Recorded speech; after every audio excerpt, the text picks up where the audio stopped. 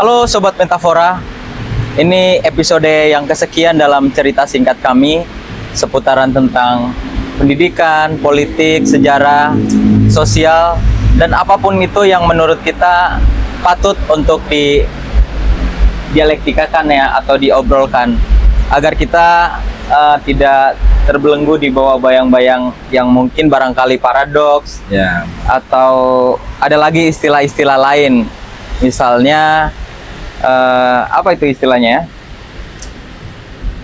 Mentok lah, Mentok ya. mentok dalam berpikir. Tapi ini merupakan cara kita agar setiap orang itu selalu merefleksikan setiap fenomena yang terjadi Di kalangan kita ya. di kalangan kita, khususnya gitu ya, masyarakat Indonesia Ya. ataupun teman-teman yang menonton video ini. Oke, ini ya bung-bung metafora ya. Ya, betul. Nah, pada episode kali ini kita mau bahas terkait apa, Bang Alex? Enaknya kayak cuaca atau kebanjiran di Kabupaten Bekasi aja ya. Oke. Bukan Kabupaten Bekasi juga sih. Bekasi kota juga kan. Hampir seluruh Indonesia lah ini ya. Mungkin spesifikasinya kita bicara Daerah yang kita tempati aja Ya, dulu di ya. Kabupaten Bekasi. Yang dekat kita dulu kali ya. Ya, betul. Kita memasuki 2026 di awal tahun, tentu Banyak banget.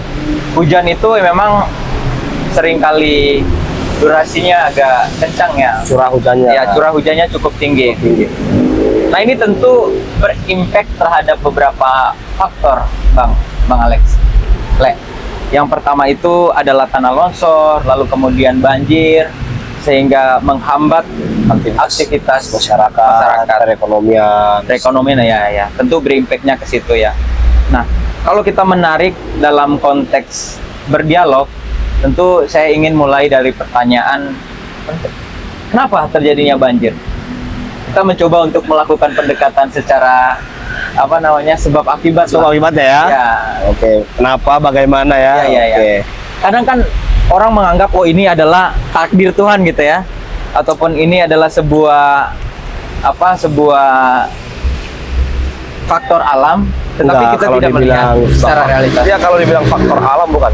Ya, namanya mungkin curah hujan yang tinggi. Ya, kita nggak bisa menyalahkan alam dong. Ya. Kalau kita menyalahkan alam kan. Terlebih kita dataran rendah. Oke. Ya, Kabupaten Bekasi, Kota Bekasi kan dataran rendah semua. Padat, rumah di pemukiman ada di sebelah sungai ya. apa itu namanya, kali ya. Kali ya. Yang seperti yang kali CBL. Ya, CBL yang sekarang lagi ini ya. Nah, Jadi nggak ada pembuangan air dari, jadi bukan tanggul yang dari kali yang jebol. Terkadang ini atau got-got yang sebelah jalan yang kecil itu numpuk yang sampah. Oke. Berarti masyarakat itu nggak membuang sampah pada tempatnya. Jadi banjir bukan dari sini. Contohnya kayak saya tinggal di Pasar Bersih. Banjir kemarin agak airnya tinggi tapi nggak nyampe ke Iya. Cuman airnya bukan dari Kalimalang dong, bukan dari kali, dari got. Dari Ngas, Pak, sumbat, air numpuk. Jadi nggak ada airnya pembuangannya, nggak ada. Tapi daerah ini saja, kalau di daerah Cikarang, Ya. Cikarang Barat ya, sama yang perumahan yang Cikarang Utara ya, itu karena dia bangun perumahan atau developernya bangun di tempat yang dulunya sawah, tanahnya bukan tanah apa sih, kayak tanah ini padat bukan, jadi lumpur, timbun. Jadi rentan banjir. Seperti Jaya Sampurna masih banyak. Ya.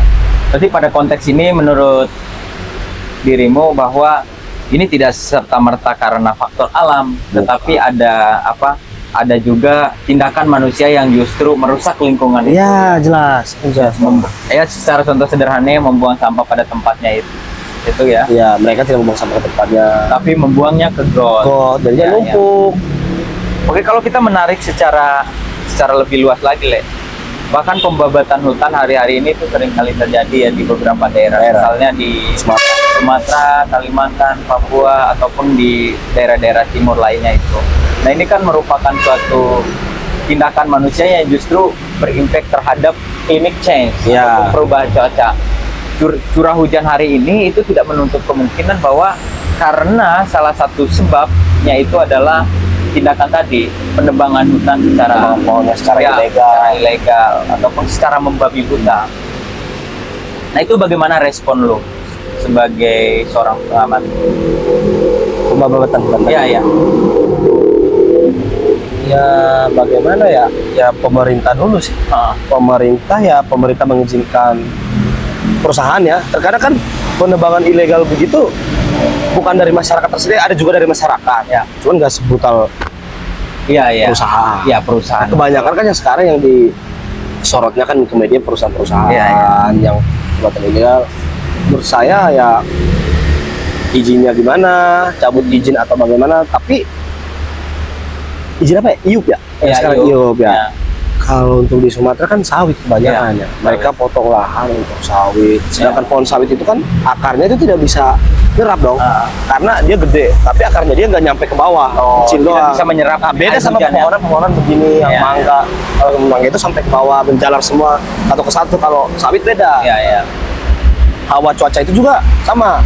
Misalnya itu panas jadinya. Oh. Kadang orang berpikir makanya kalau banyak pepohonan adem. Ya, tapi pohonannya yang bagaimana? Oke. Kalau sawit semua enggak. Ya, Ya, ya. sama. Ya, tapi dari perusahaan ini juga kan kita dapat pajak juga kan ke Ya. negara kan. Ya serba salah juga sih. Iya, betul. Kita bingung juga ya. Ya, ya.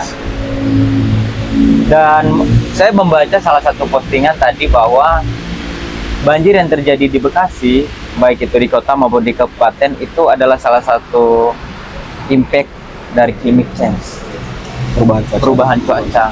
Nah, itu salah satu sebabnya itu yang tadi kita bahas, yang dirimu jelaskan, bahwa ketika curah hujan tinggi itu tidak ada lagi akar yang menyerap air. Menyerap air. Sehingga kelihatannya sawit ya memang pada kenyataannya itu nggak bisa menyerap air secara total. Beda dengan akar pohon Yang kayak Ya. mangga yang lain-lain itu beda, Ya. beda banget. Makanya di tempat saya Sumatera Utara ya, coba ya tempat dia, coba di kampus saya jarang ada banjir. Masih banyak pohon, Masih banyak pohon. pertambangan. Ya, ya. Ada, jadi nyerap. Dia mau curah hujan tinggi juga nyerap terus. Oke. Jadi kurang lebih itu pembahasan kami ataupun cerita-cerita kami pada sore hari ini ya. Tapi belum juga sih. Tidak Solusi kan belum ada. Dari solusi dari kita bagaimana? ya, sebelum kita mengulas lebih jauh, saya mencoba untuk mengulik salah satu solusi gimana caranya supaya banjir ataupun tanah longsor ini bisa terurai. Jadi kalau kita di sana ya, di Sumatera ya, lagi di kampus saya, buat pembatas apa namanya kayak tembok, tapi bukan tembok begini ya, dia langsung pure ini tebing. Jadi di tembok begini, Ya. tembok tapi ini pohon juga biar nggak ada penahannya, Ya.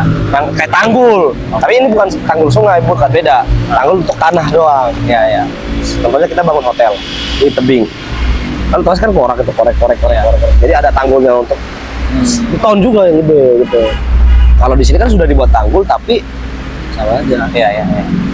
Salah satu solusinya itu ya. Iya, tanggul sama memperluas aliran air. Oh. Ya, ya. Karena kalau aliran air sempit, debit airnya gede, jebol dong. Oke. Tapi itu merupakan salah satu contoh yang mungkin bisa diterapkan juga di beberapa daerah Ya, di Indonesia yang mengalami banjir. Yang rentan banjir lah. Iya, iya. Kalau Selain itu apa? kalau dari Bung sendiri bagaimana? Kalau aku cukup sederhana sih sebagai solusi dari persoalan ini ya, bahwa manusia harus aware gitu atau harus sadar bahwa menjaga lingkungan hidup itu adalah bagian dari tata cara kita ataupun etika kita sebagai manusia untuk melihat ekosistem itu bukan sebagai objek, melainkan suatu hal yang berkaitan dengan kehidupan kita. Kita bisa bernafas hari ini ya karena pohon, Oksigen. oksigen, dia bisa menyerap oksigen dan lain sebagainya.